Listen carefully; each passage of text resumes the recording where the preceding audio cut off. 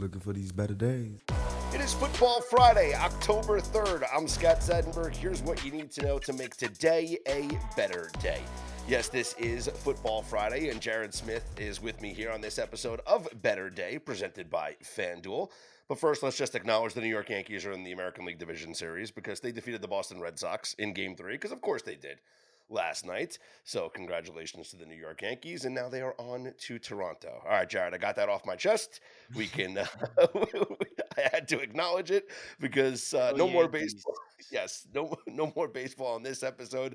We'll put some stuff in the newsletter for you guys, but let's talk NFL football. This is part one of our Football Friday episodes here for this weekend. Part two will be out a little bit later on this afternoon. AJ Hoffman will join me to break down the college football biggest games of Saturday. But Jared, let's start in the NFL like we always do with Thursday night football. The 49ers getting a 26-23 win over the Rams in overtime. No Brock Purdy, no Ricky Pearsall, no Jawan Jennings, no Brandon Ayuk, no Watkins, no Kittle, no chance, as the spread got as high as Rams -9. But Kyle Shanahan improves to what, 2-18 now against Sean McVay? What a game last night. Tell me how you summed it up.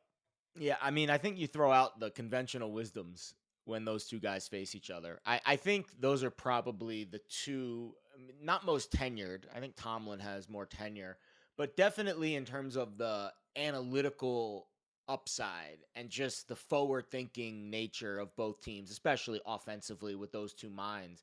I think we consider those two guys right at the top of the NFL. They're at the top of their game right now, right? They're in Yes. their prime. So it's always interesting when they face off, especially on a short week. What gadgets and gizmos do two coaches that know each other so well? What can they really go to throw the other team off? I think with the Niners, you almost had not an ace up your sleeve, but Mac Jones, man, like it was impressive. It was check down Charlie, but he was throwing Yep. into tight windows and completing passes. Kendrick Bourne rolled back the clock. Like it was a really impressive performance, I think, of toughness and grittiness for the Niners to go on the road on a short week and not be explosive at 5 yards per play, but consistent, especially in the first half on a good script. And then the Rams, obviously, Stafford and Nakua. Like Nakua has 52 catches in 5 games. The That's a record's record. Yep. 149, by the way. Well, he has the Um, record for the most through 5 games now. if he's healthy, he crushes that. He destroys that record Yeah. if he plays 17 games this year and he wins Offensive Player of the Year. I did a film study on it earlier this week. Let's just hope he stays healthy. That's really the only thing that will stop him from winning that award is him just playing 16 or 17 games based off of the pace that he's on and how reliant Stafford is on him. Because what I saw early in the game was they were shadowing at Devontae and kind of shading rolling coverage to Devontae, and then they were spamming Nakua. And then in the second half, they switched to Nakua, and what does Stafford do? He starts hitting Yep. Devontae on explosives. So again, Stafford's a surgeon, and I think no matter what you give him, he's going to be able to take what the defense gives. Gritty play, right? The rookie on the goal line makes the punch out. Like that's just the football play. Game could have gone either way. Niners get the win. Nice win for them. I think their win total, which was 10-10.5 before the year, they get the mini by now. They get healthy. I think they're looking good. And this game closed at 7.5. And Evan Abrams of the Action Network pointed this out as a higher than 6 point dog. Kyle Shanahan was 0-15 straight up in his coaching career prior to last night. So this was the biggest upset win of Kyle Shanahan's coaching career. I'll be honest, I did not think the 49ers were going to win this game. I thought with Mac Jones being limited, because people forget if Mac Jones was healthy, he would have played last week, and Brock Purdy would have had an extra week off because Brock Purdy was not ready to play last week, and that's why he re-aggravated his injury and was out last night. But Mac Jones was also hurt, and he didn't practice, and so the only option was to go back to Brock Purdy. Mac Jones returned to practice this week for the first time, and it was a short week. Say, and you watch the game tonight, he clearly wasn't 100%, but you hit the nail on the head. Just incredible coaching by Kyle Shanahan. Great job by the 49ers defense when it mattered the most. And the decision in overtime for Sean McVay to go for it on that 4th and 1 instead of kicking the field goal for the tie, correct call, wrong play. Sure. Matthew Stafford had thrown for almost 400 yards of offense and 3 touchdowns, and you just converted before, like, the fourth down with the short pass to Karen Williams, and instead you run right into Fred Warner and the heart of the 49ers defense on a 4th and 1 play after two timeouts, one by yourself and one by the 49ers. That's the play that you come up with? Come Yeah. on, you got to be better in that spot. Let me ask you a question, Scott. At what point in the game did you start to think, "Oh shit, maybe the Niners can win this"? When it was 14 nothing. When it so in the first half, you there Yeah, it was weren't you weren't like, "No, the Rams are gonna come back. They've got this." Nope, and you know what? I looked at the live line, and I was curious at when it was 14 nothing. I was curious to see if the books would still list the Rams as the favorite, because I was going to take a plus money price on the 49ers at that point. And the books that I looked at had like, it was very close. It was like you weren't getting enough juice. You weren't getting any bang for your buck by taking the 49ers at like plus 105. It was like I was hoping that, like, can I still get like a plus 200 when we're up Mhm. 14 nothing? Because listen, they were what the Rams might have been what minus 450 for the game. Yeah. So down 14 nothing, I was thinking, hey, can I still get like plus 200? But I thought Mac Jones looked great in those first couple of drives. I thought Christian McCaffrey looked great in those first couple of drives. And after 14 nothing, I said the 49ers are going to win this game. Yeah. I mean, I think you have to just trust coaching at certain situations. Like, I think we'll get to it later in the show, I'm sure, but the Chargers this week is another situation like that with their offensive line, where sometimes we speak so much about the injuries and we're like, this team has no chance. They have this player injured. And we forget that these are professional athletes. And yes, Hmm. there is a drop off and there is an impact of cluster injuries. But when you have a coach like Kyle Shanahan and you have a quarterback that at least is serviceable, and I think right now that is a mini narrative in this game. Mac Jones outplayed Lawrence in Jacksonville last year. Maybe they played even last year. Now he's outplaying Purdy so far. Yeah. Um, and maybe it's just New England was completely fakaked. And Mac Jones is actually a serviceable quarterback in the NFL when he has good coaching and good players around him. That to me is another mini storyline here that Brock Purdy was a 7th-round pick, and maybe he's perfect for the Shanahan system, but Mac Jones has significantly more physical tools when he's not getting knocked around like Cassius Clay at the end of his career. But I think there is a certain level of, man, maybe Mac Jones with a good coach on a short week, we kind of were overemphasizing the fact that he wasn't as big of a drop off from Purdy as the market was indicating. You know something? You're 100% right, because, and I'm beating myself up for not, playing the 49ers in this game. I didn't play anything besides the rushing props in this game, and Kyron Williams came 2 yards shy of cashing for us. But to me, I go back to what I said in week number one when the 49ers were my best bet in week number one, when I was screaming to the high heavens about how Kyle Shanahan wanted Mac Jones in Yeah. the draft in 21, and he's forced to take Trey Lance and got lucky to get, Brock Purdy at the end, Yep. but he wanted Mac Jones, and now he finally has his guy that he thinks, something, I can work with this guy. I know him probably better than anybody. This is who I wanted to handpick with the third overall pick in the draft, but I got overruled.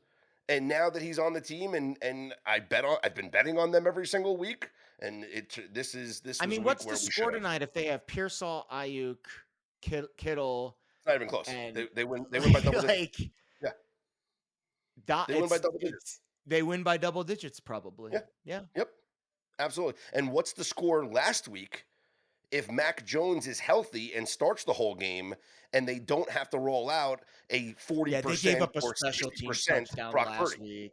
They gave up a special teams touchdown last week and they turned it over 4 times. Listen, But the it was obvious Niners Brock the Purdy was Niners not are 4 and 100%. 1 and I think they're the Yeah, best team in the NFC West when they're healthy. yep. They're not healthy right now, so they're not the best team in the NFC West. But Mhm. if they get healthy and if Mac Jones is the guy to take them there, I mean, who's to say that Mac Jones at the end of the day isn't an upgrade over Purdy when it's all said and done? It's He played really well, and last week Purdy was not 100%. He wouldn't roll out of the pocket, and it clearly affected the game. This week they look good on a short week, and now they have 10 days to rest up. It's going to be Yeah. fun to watch. It's also Who going do to be they fun to play watch. next week?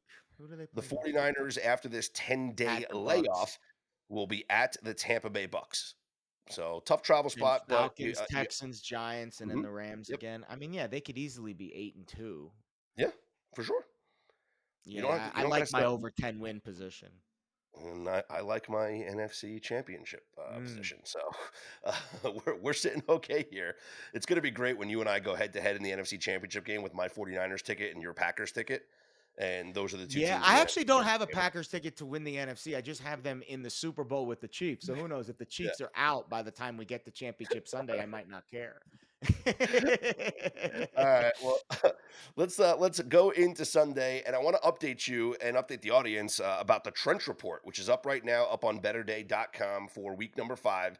If you visit the website now, you'll notice it's a little bit different than what I posted earlier in the week. I tweaked the numbers a little bit, so we actually have, for the most part, pretty similar best mismatches as it identified, but a couple of changes here. So I'm going to go over it real quick. But Jared, what I did was, I know when I talked about it with you earlier, before we published this, was that I looked at the PFF grades and the win rates from ESPN Analytics. Well, I added a third metric in and looking at NFL's next gen stats. And Mm. so what I did was, the first metric is your PFF grade for run block, run defense, pass rush. The second metric is ESPN Analytics win rates for pass block win rate, pass rush win rate, run stuff win rate, and run block win rate. And then the third metric is NFL's next gen stats for stuff percentage on offense and defense running the ball, and quarterback pressure rate on offense and defense. We combine those three metrics together to come up with an average score. And so, based on the new scoring system, here are your top 5 the trench report mismatches for this week, week 5 in the NFL. Some of these are still the same mismatches that we pointed out earlier in the week, but we do have some additional ones. Your top mismatches: the Detroit Lions over the Cincinnati Bengals, Yeah. the Denver Broncos over the Philadelphia Eagles, the Jacksonville Jaguars over the Kansas City Chiefs, Arizona Cardinals over the Tennessee Titans, and very close Washington Commanders over the Chargers, and Giants over the Saints. So Giants and Hmm. Saints, Cardinals, Commanders and Chargers are kind of like on the borderline, like with both of those. So I put out 6 plays in this article: Lions, Broncos, Jaguars, Commanders, Cardinals, and Giants. And as I promised to the audience, with this being the first week of a new quarter in the Circa Millions contest, for the next 4 weeks, I am testing out the Trench Report by making my 5 selections every week in the next 4 weeks the top 5 Trench Report mismatches. So I Interesting. am so I am definitely going to have Lions, Broncos, Jaguars, and then I have to Cardinals. choose 2, and Cardinals, and I have to choose one between the Commanders and the New York I Giants. personally would go Commanders because I think the neighbors thing is not accounted for in your trench report, and it matters a lot. Sure. Yeah. Well, this is only line play. And another thing too to keep in mind with that Jaguars play is, let's find out if Walker is going to play on Monday. So the big news coming out of Jacksonville this week was that their talented pass rusher Trayvon Walker had a Yeah. procedure on his wrist, and they're saying he I could think even still if he play. plays, probably less than 100%. He just had surgery Yes. 5 days before the freaking game. Yeah. Um, I like actually. So the plays I gave out on BetUS today, I gave out the over in that Jags Chiefs game. I really Okay. think that's an interesting look, and I love the Lions. I mean, listen, the Lions to me, if you were the Bengals coming off a short week where you just got belt to ass by the Broncos, who's the one team you don't Yeah. want to see on the other side? Yeah. Dan Exactly. Campbell The Detroit and the Lions. Yep. Lions. I think that is like the biggest mismatch of the week in terms of teams who give a you know what about what's happening on the field right now. Now, what's interesting is, in the first week of doing this trench report, as I mentioned to the audience several times throughout the week, the top 5 running mismatches, those RB1s went 4-1 to the over on their rushing prop last week. Hmm. The only one that Interesting. didn't, the only one that didn't was Derrick Henry, who only had 42 yards, but Justice Hill and Lamar Jackson both went over their rushing props. So, and you had a couple of other RB2s go over in RJ Harvey. He went over for the Broncos. Justin Fields, another quarterback, went over. So the running back ones went 4-1, but you had a couple of RB2s go over and a couple of quarterbacks go over. Well, here are the top 5 rushing mismatches in the updated rankings here. The Jaguars with Travis Etienne. The Texans, so Nick Chubb, Woody Marks, whichever way you want to go there. The Panthers, Chuba Hubbard. The Lions, Gibbs, Montgomery. I'm sure they both probably That's go the over. one I would go with right there. And the Bills with James Cook. Now, here's here's the other interesting angle. As I went on Follow the Money yesterday with Mitch and Paulie, and I brought this up to them. Everybody always talks about overs with player props, right? Well, Jared, we know as sports bettors, what are you more profitable in when betting player props? Unders, more Thank outs. you. Unders. So while I'm looking at these top 5 rushing mismatches and thinking, well, yeah, let's just go over the mismatches. Why don't I look at it the other way and look Yeah. at the mismatches of the poor run blocking teams? And the Cincinnati Bengals have the lowest graded running blocking metrics across the NFL. We should be going under on Chase Brown. Negative game script too. They're double-digit dogs. The opposite, Yes. frankly, of what thought we are gonna see with the Rams tonight. But the Thursday night games are volatile. Listen, I think to the people listening out there that aren't really in the weeds with football, I could tell you that we talk a lot about skill position guys because that is what generates a lot of attention. But I Mhm. promise you, these games start and end at the line of scrimmage. Look at the Rams Niners game tonight. Look at the 2 Yeah. most decisive plays in that game by a defensive lineman twice. One Yeah. to stop the game, and then the other one at the goal line forcing the fumble. Punch out the football. Yeah. Like I Mhm. think when you are analyzing these games, if you are not analyzing the offensive and defensive lines of both teams, now maybe it's a wash, right? Maybe it's strength on strength. Then you look elsewhere for a matchup edge. Yeah. But if there is a decisive matchup edge, an offensive line sucks against a really good defensive line, that team is going to struggle to move the football. I don't care how good the quarterback or the receivers are. I don't care. So you have to care about these players. For example, I did a report this week on college football for my Saturday show on Fox where I went in and I analyzed all 5 Kentucky offensive linemen. By the way, when you do your college show, Kentucky's offensive line is like 5 Goliaths. It's insane. Now, Mm. they're terrible in pass pro because they're basically statues, but they are gigantic human beings. Like they're all 6'6", 340. It's insane. Um, but that's the kind of work that you do to find hidden edges in these games. So Mhm. while the trench report might sound boring at its core, it's like who gives a crap about defensive linemen? I promise you, this matters when deciding football games. Yeah, absolutely. And I think there's so many ways to take a look at this, and obviously the data changes every single week because after the games there's going to be new PFF grades, there's going to be new win rate percentages, there's going to be new next gen stats. So it's going to have to be updated every single week. But for this week, these are the identified mismatches. If you're curious about the Thursday night football game, it was graded as a grade D, which is the worst grade that you can have, which means it's an even game or just a slight edge. And in this case, it said the Rams had a slight edge of about 9.3 points in my metrics. In my metrics, it's a massive edge would be 30 or more points, a significant edge 20 to 29, notable edge 10 to 19, and then a slight or even is 10 or less. And that's what the 49ers were. The Rams were a slight I'll make a edge over prediction the say you go 49ers. above 500 every week you do this in Circa, or at Let's least rock and you roll, won't go any baby. worse than 2-3. Let's do it. Th- Let's th- do this it. it feels like this is a less volatile way to handicap the games because you are starting from the feet up instead of the top down. If that Yeah. makes sense.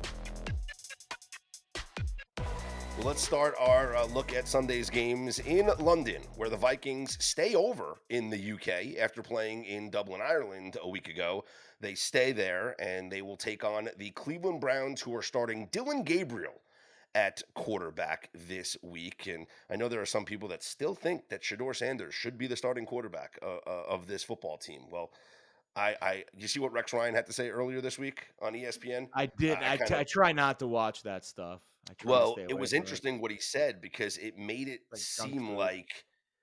it made it seem like he knows something, like he is hearing something What did he from say? I inside the honestly building. didn't see any. I try to tune So out anything that's ESPN or First Take so related. Rex said when people were talking about Shador and they were asking him about Shador with the Dylan Gabriel thing, and he said, my problem with he said the problem with Shador is the kid talks too much. And this was then he's like the kid talks too much. He's answering all these questions. Here's what you have to do. You need to get your ass to the front of that room, sit down and pay attention and learn the plays. And he's like, I don't want you talking. I don't want you modeling. I need you in the front of that room. And when he said that, it makes me think that he is hearing something inside the building that maybe Shador is not sitting in the front of the classroom. Maybe Shador is not paying attention in the film studies. Like I'm just speculating here.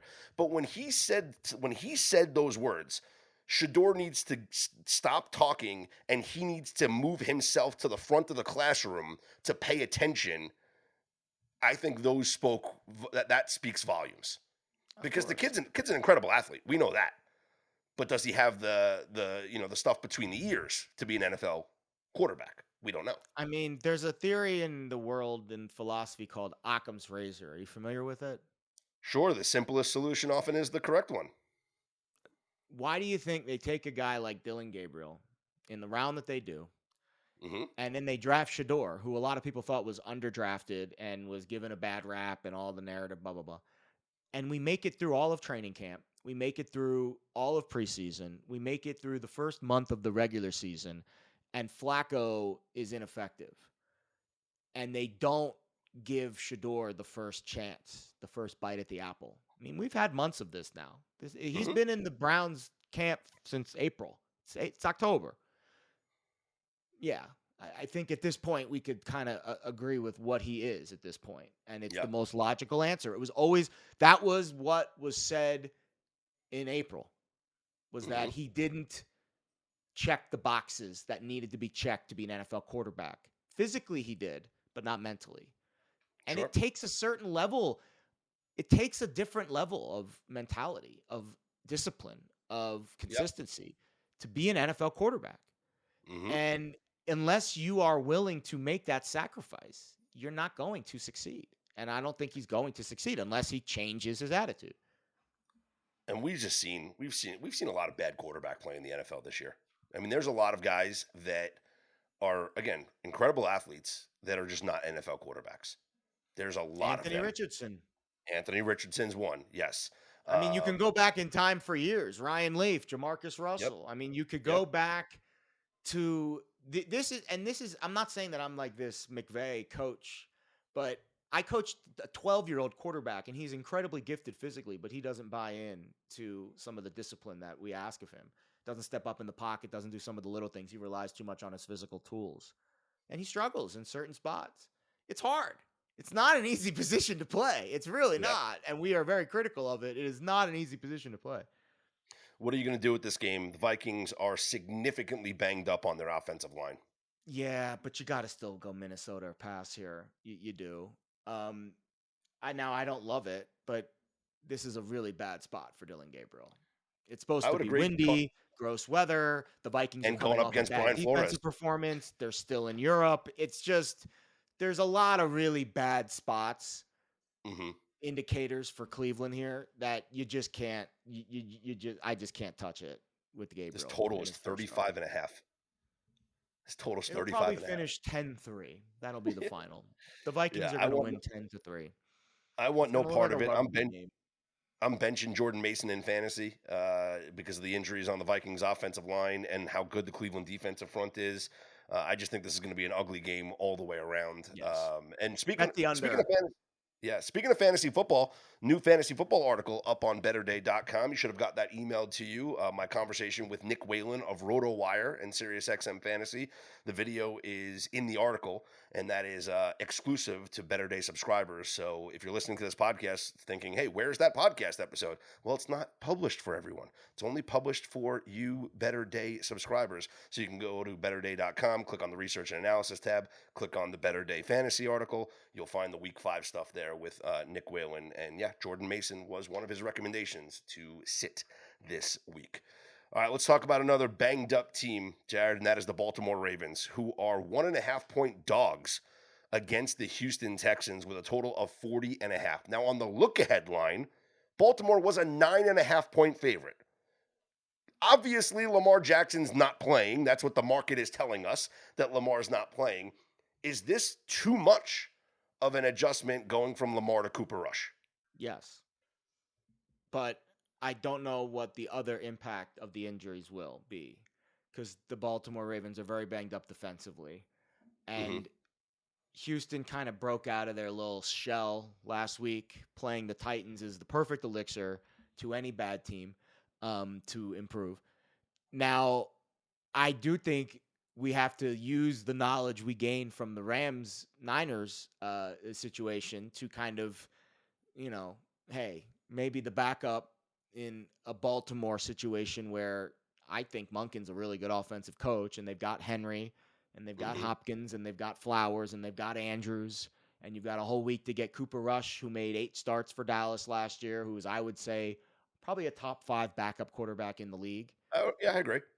Like, I think at some point, right, and the conventional strategy for us is to allow this market to get stretched and stretched and stretched as much as possible with all the negative news coming out against Baltimore. How are they possibly going to play in this game?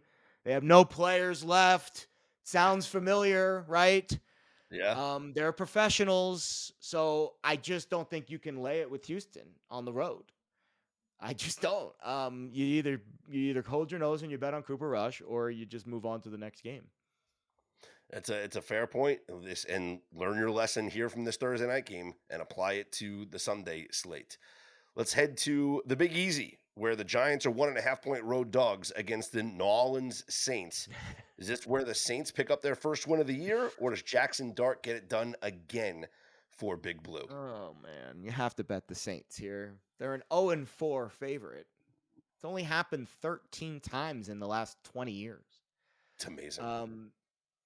You there is no way that you can bet the Giants here. You just can't. Again, another spot where I don't want to bet the Saints because they are going into the year, at least the narrative was very bad. But I think now we're at the point, 4 data points in, where they're not the worst team in the sport. I think it is very obvious who the worst team in the league is. It is blatantly obvious. The Tennessee Titans. 100%. They've been the worst team in the league for the last 2 years. And maybe we've just kind of turned the other way. But they are the worst team in the league. New Orleans probably is maybe not even in the bottom 5. Maybe they're right there, right? But we thought they were going to be the worst team in the league. So maybe we need to change our tune. Losing Neighbors is obviously huge. But you mentioned the trench report. The Giants' defensive line against the Saints' offensive line is a mismatch. You think Rattler, to me, that's the equalizer when you have that mismatch. Can your quarterback give you a +1 in the run game? What do I mean by +1? Well, your running back turns into a blocker. So if it's a standard front, right, 4-man front, and if they bring an extra guy and it's a 5-man front, and you got 5 offensive linemen, and you use the running back as a blocker and you use your quarterback to run, you're +1. That's a positive count. You're 6 guys on 5 defenders. Then you force the defense to come down, and that's where a guy like Olave and Rashid on those go routes, on those verticals, can be really effective. So we'll see how that cat and mouse game plays out. Kellen Moore's a really good coach. I think that's my vibe from the first 4 weeks of the year. He's a really good offensive play caller. So, yeah, I think there's some positives here for the Saints that can neutralize that Giants pass rush. The one thing that I said about the Neighbors injury, and, I'd hate to turn it into a positive. So that's not what I'm trying to do. I'm just trying to say if there's any positive that we can take away, maybe trying to spin this a little bit, is that maybe it's going to actually be better for Jackson Dart's development to not have that alpha that he is trying to force feed the ball to.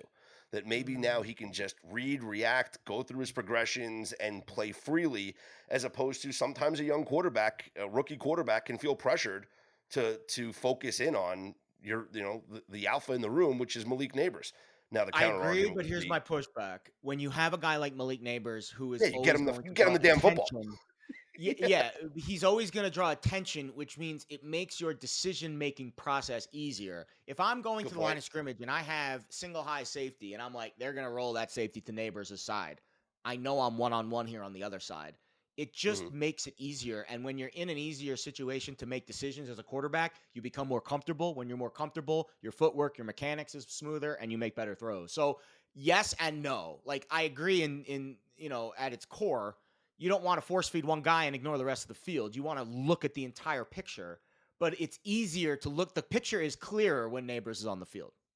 Oh yeah, that makes sense. His legs are certainly a weapon for Dart, as we saw that in the first game. We'll see if it carries over here against New Orleans. The Miami Dolphins picked up their first win against the Jets on Monday Night Football. Now they head to Carolina to take on the Panthers. Dolphins 1.5-point favorites. No Tyreek Hill. So what's life like after Tyreek Hill now for Miami? And for Carolina, I think they're going to have success in this game on the ground. I think Chuba Hubbard will be able to run right over this Dolphins team. Look at what the Jets did. I mean, that opening drive, if the Jets don't fumble there, they're going to win the football game. They marched right down the field and literally ran down the throat of the Miami Dolphins, and there was nothing Miami could do about it. I think Carolina is going to do something similar. Yep, they're number one on my list this week of contest plays for sure. If you're, who says handicapping football is easy? The Panthers win by 30, lose by 29 back-to-back weeks. Yeah, Good luck. nice. It's easy. Yeah. 59-point swing in 2 weeks, right? Betting on the NFL is easy. No, I think this is a good spot for Carolina. Tua is Charlie checkdown. He is a Yeah. bottom 10 quarterback in yards per attempt this year. The numbers are very average. They're not going to get better without Tyreek Hill. Jalen Waddle's not an X. He's a slot guy. I think Hill was really their engine. They haven't ran it well. Carolina's been decent at home. You've seen Canales, whip out a few gems this year. You mentioned the running game. I think you getting Carolina as a dog at home feels like a good bet. Especially if if you want to do a teaser, you get them from 1.5 to Yeah. 7.5. Feels like a pretty nice play there. You have a Again, cheap teaser. I agree. That's a good one. Yep. Teaser pricing, pay attention to that. Raiders are at the Colts. Indy is a 6.5-point favorite in this game, in a game where, they play each other close, like historically, the Colts and Raiders do. But I think this is a good spot to back Indy here off of the loss to the Rams. And I don't like what I've seen from Geno Smith. I don't know how anybody could like what they've seen from Geno Smith to start the year. No, losing Miller hurts their left tackle. Bowers looks like he's less than 100%, even though he's like a robot. The Raiders ran it better last week. Maybe that's Mhm. because Chicago stinks. Maybe Anarumo and that front seven will be better. I mean, listen, the Colts defense kind of got shredded in the second half. So much so that Xavier Howard retired this week. I mean, like Puka Nakua toasted Xavier Howard so bad last week that he retired out of nowhere. So that's a red flag, I think. And I do think at their core, the Raiders are a physical team that's tough to blow out. But when Geno's chucking it, chucking and ducking like he's been, that to me is not the recipe for success. We'll see if they can get the run. If they can run the ball effectively like they did against the Bears last week, they are going to be in this game. Because I do think the Daniel Jones offense, we've seen the best. I don't think we're going to see any better than we did the first 4 weeks. I think the defenses will adjust. I'm not saying he's going to fall off the map completely, but I think it was kind of shooting star and, hang on for dear life the rest of the year. You saw the wheels kind of get a little shaky last week against the Rams, a Rams defense that couldn't figure out, Mac Jones last night. So I think there is a semblance of, man, I got to win this game by a full touchdown plus for the Colts to cover. But the Miller injury and the Bowers injury are huge. Keep an eye on Bowers this weekend. Broncos are at the Eagles, and Philly up on FanDuel right now is a 4.5 point favorite. The Broncos are one of the plays that I identified in the Trench Report. They're one of my favorite plays this week. And I think Denver is an underrated team, and Philly's a little bit overrated right now. Now, Philly's great. I'm not going to take anything away from there. They're great. But this is, is it going to be just every week? Or are we going to say, well, the Eagles are inevitable and they're just going to cover every game? No, I do think that the Broncos have what it takes to go on the road and keep this one close and maybe even pull off an upset against Philadelphia. Hmm. You want to talk some ball right now about this Eagles team? Let's talk some ball. All right. Kevin Patullo is a simpleton in terms of what he's doing right now with this Eagles offense. The play action rate has dropped dramatically. 19% this year, which is the fourth lowest in the league. The pre-snap motion rate is the sixth lowest in the league. They are not doing any RPOs with Jalen Hurts, only 2 RPO dropbacks all year. These are the cheat codes that allowed Philly to be on schedule and to continue to figure out, right, make a clear picture for Jalen Hurts to figure out what's going on. Now the predictability with the play calling is even worse. 81% run rate out of pistol or under center. 70% passing rate out of shotgun. Translation, if Jalen Hurts is in shotgun, they're probably throwing it. If Jalen Hurts is under center, they're probably running it. You're making the defense's job really easy. If I am identifying this, if other fantasy content analysts are identifying this, you don't think the Broncos defensive staff is analyzing this and figuring this out? And every other coach in the league that's pissed off that the Eagles won the Super Bowl last year with a play that should be banned is like, I think at some point the wheels will fall off for this Eagles offense. This is a good week for it to happen. And a lot of I don't know how they keep winning and covering. It's insane. They've gotten outgained in yeah. every game. It's like the Chiefs last year. It really is. It reminds me of the Chiefs last year. Saquon has yet to go over his longest rush prop. He's gone under in all 4 games. AJ Brown is frustrated. I wonder if this is a week where we kind of saw it last year when there was some some dysfunction there that the Eagles just said, hey, there's no dysfunction, and Jalen Hurts force-fed AJ Brown. Maybe this is the week, right? They say the squeaky wheel gets the grease. Maybe that happens this week, but I don't think the reports are good coming out of Philly. So I would want to fade them. And so that's why the Broncos, one of my top plays here this week. And of course, the Trench Report identified the Broncos as having a mismatch in the big guys up front. Let's talk about the Dallas Cowboys taking on the New York Jets. Cowboys 2.5-point favorites. And I think Dak Prescott's playing good football right now, especially without CeeDee Lamb last week. I thought that was impressive, but this defense is an issue. I don't think the Cowboys are getting enough credit for their running attack. I think Javonte Williams has been pretty good for them this year. And I don't think Aaron Glenn is a good NFL head coach. So I am going to continue. I'm going to continue to fade the Jets here, Jared. I don't know how many wins they're going to get this year. Remember when people thought the Lions defense was going to have this significant drop off this year because Aaron Glenn departed? That was a fun take. Yeah, Adam Gase also started 0-4. He rallied though his first year. He went 7-9 that year with Sam Darnold at quarterback. I'll take the under on 7 wins for the Jets. I will take the under. I think Aaron Glenn. I don't have any words for it anymore. We've talked about it on the show before. I've ranted about it before. Culture is not built on game days. You don't build culture by yelling at your team on the sidelines after they screw up. It's about what you do during the week to prevent your team from screwing up. It's been 4 consecutive weeks of it now where the team continues to screw up in terrible, stupid, asinine ways to ruin football games. There's no more priors. The priors are gone. You've had 4 games. Yep. Each one has looked, I would say, progressively worse. I thought they played their best statistical football game on Monday night and really should have won that game. Yes, they should have. And the fact that they didn't leaves me very little hope that they're going to win much because you have to learn how to win in the NFL, and they have not done it yet. You have to bet the Cowboys. To your point, Dak's a top 10 quarterback right now. The defense stinks, but Dak's playing like a top 10 quarterback right now in the NFL. Jets updated win total on FanDuel is at 4.5 right now. Under. Yeah. They still have to play the Bills again. Yep. Feels that way.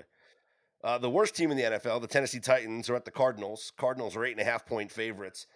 This is the part that bothered me so much about the Titans last week, Jared. Is I don't know if you watched Brian Callahan's post-game press conference, but he gave up the play calling duties. We laughed about that last week, right? You had all summer to plan your offense, and 3 weeks in, you're changing the play calling, right? And you're giving it to the quarterback's coach, not even your offensive coordinator. But anyway, after the game, it's like they were like, "Hey, how was it not calling plays? Like, what were you doing instead?" And he basically admitted that he didn't know what to do. That he was like, it was weird. I really didn't have anything to do. I spent time talking to the players more and just kind of, getting, feeling the flow of the game. But he's clueless. He's not an NFL Clueless. head coach. No. And I know it's hard for me because I know how hard this is. It's hard, guys. Trust me. It's hard. There's chaos on the sidelines on game days. You should see what I deal with these 12-year-olds. It's chaos. It's a lot of pressure. It's chaos. Yeah. I don't know what it's like on the NFL sideline. I'm sure it's more chaos, more pressure, but they're getting paid significant amounts of money, so you got to figure it out. When you're getting paid that much, I don't feel bad for criticizing you because that's why you're getting paid that much. I But want to we get see it paid all the that time, much. Jared. We see it all the time. Sometimes guys are just coordinators. They're great Yep. coordinators and they're meant to be coordinators. They're Yep. not meant to oversee the entire operation. And I One of think my Brian favorite plays in the Callahan, league is definitely Arizona. I think you got to keep love riding it. this. Losers fade streaks, winners back them. You got to keep riding this Titans fade ATS streak until they figure out a way to cover a game. Yep. Have to. That's it. Simple as that. Simple as Yep. that. Coach and quarterback, right?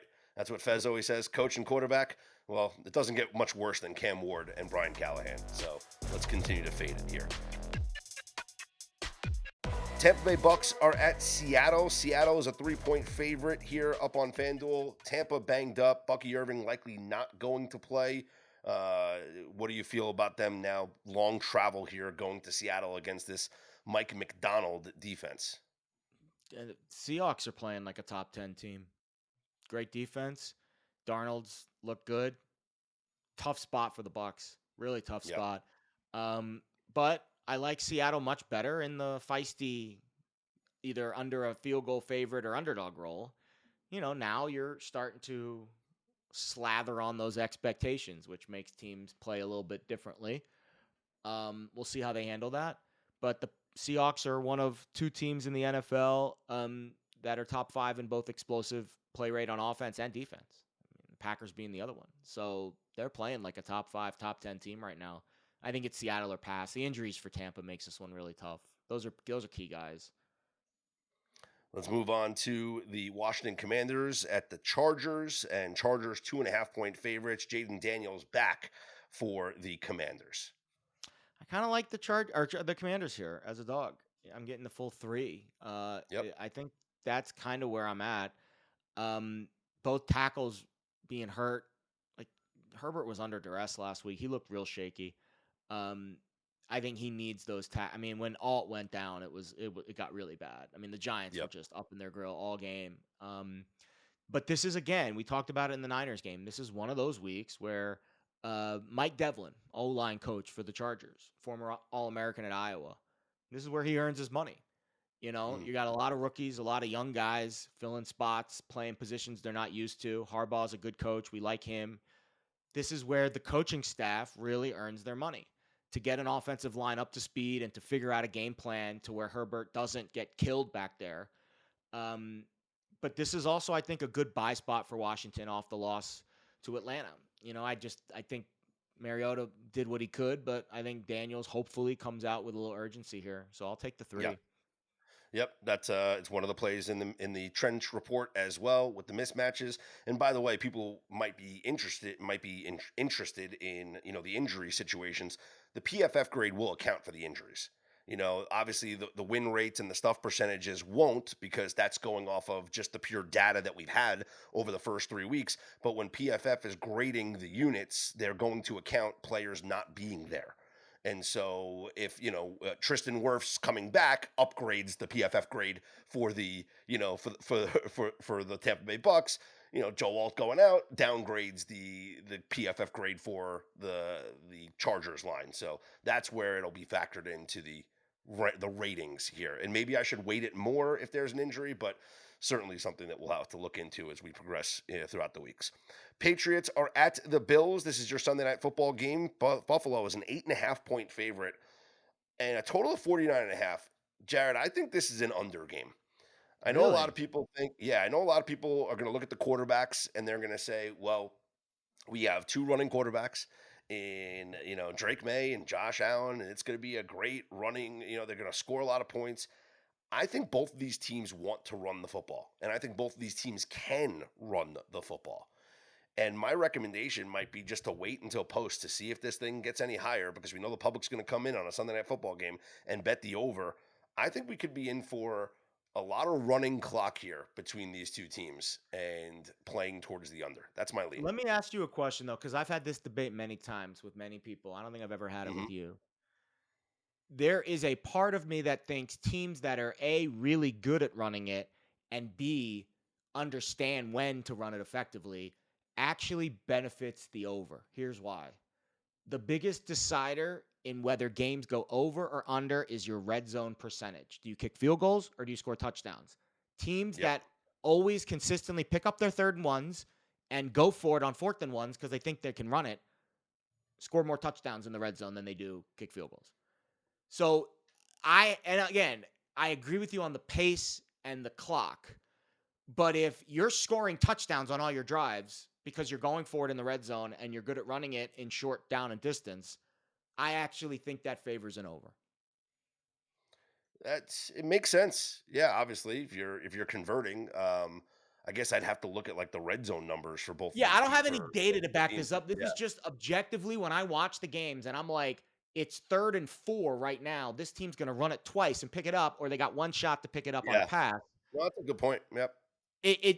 And to me, the difference between unders and overs in the NFL is always field goals. How upset do you get when these teams get in the red zone 4, 5, 6 times and they're always kicking field goals? You're like, oh, I only need 5 more field goals in order for this game to go over. Well, you only need 2 Yeah. more touchdowns in that case. So it just, you don't need as many possessions if you're finishing your drives. This could be one of the games that I bet the first drive fourth down conversion.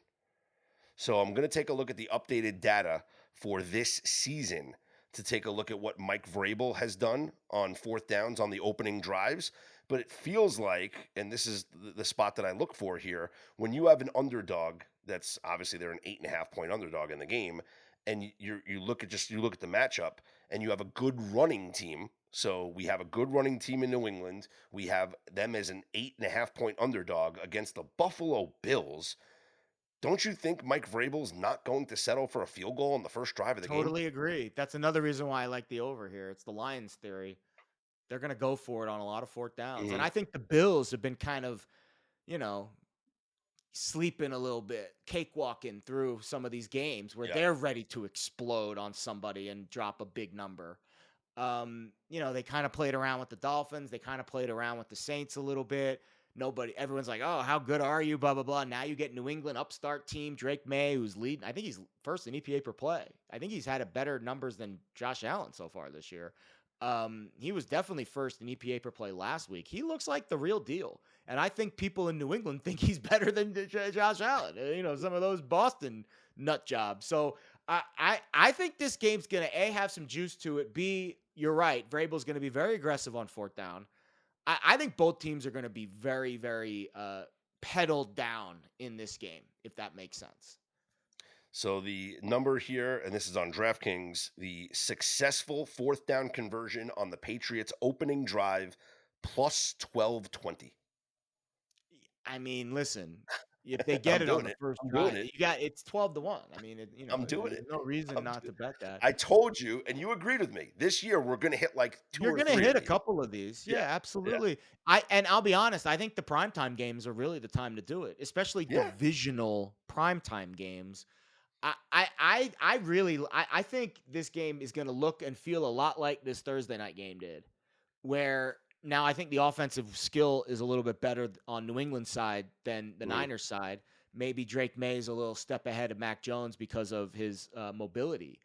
But in terms of the intensity level, in terms of the back and forth nature of the game, Yeah. it feels like a this is it for this is it for the Bills. I know you're like, wait a minute, Jared, it's week 5. If they win this game, they're 3 games up in the division and they're 3-0 divisional record. Yeah. The division's Yep. done if they win this game. It's over. Mm-hmm. New England's not Mhm. winning the division.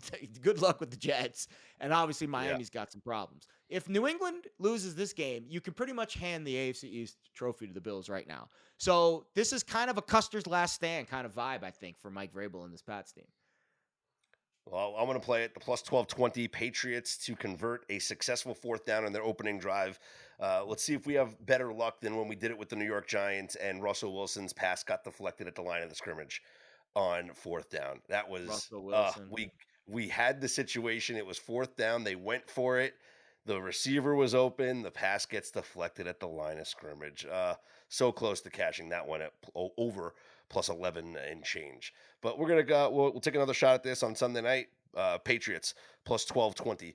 Successful 4th down conversion on their first drive. We'll get to the Monday night game between the Jaguars and the Chiefs coming up on Monday morning's episode, but that will make my card this week here in the Circa Millions, part of the top 5 the biggest mismatches in the Week 5 Trench Report, which is available right now up on betterday.com. Go to the website for your subscribers and click on the Research and Analysis tab. There you will also find the Week 5 Fantasy Football article as well, where you missed the boat when in the article we talked about playing Puka Nacua and all that stuff and the stuff on Christian McCaffrey, who's great, and we also vented, Nick Whalen and I, about how disappointed we were in a lot of the top tier wide receivers this year in the NFL that have not done anything.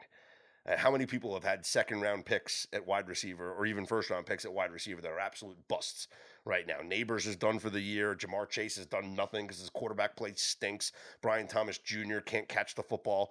There's a lot of disappointment here amongst the elite wide receivers in the NFL. A programming reminder, later on today, our College Football Friday episode will come out with AJ Hoffman. He'll join me to talk some college football, breaking down the biggest games in the top 25 for Saturday. Speaking of college football, you can catch Jared's Countdown to Kickoff show on Fox Sports Radio every Saturday morning at 6 a.m. Pacific time. That's 9 a.m. Eastern time for you people listening on the East Coast, where Jared will have best bets for the upcoming college football slate. And I believe this Saturday you will also be on VSiN on Live Bet Saturday with Ben Stevens doing college football as well, correct?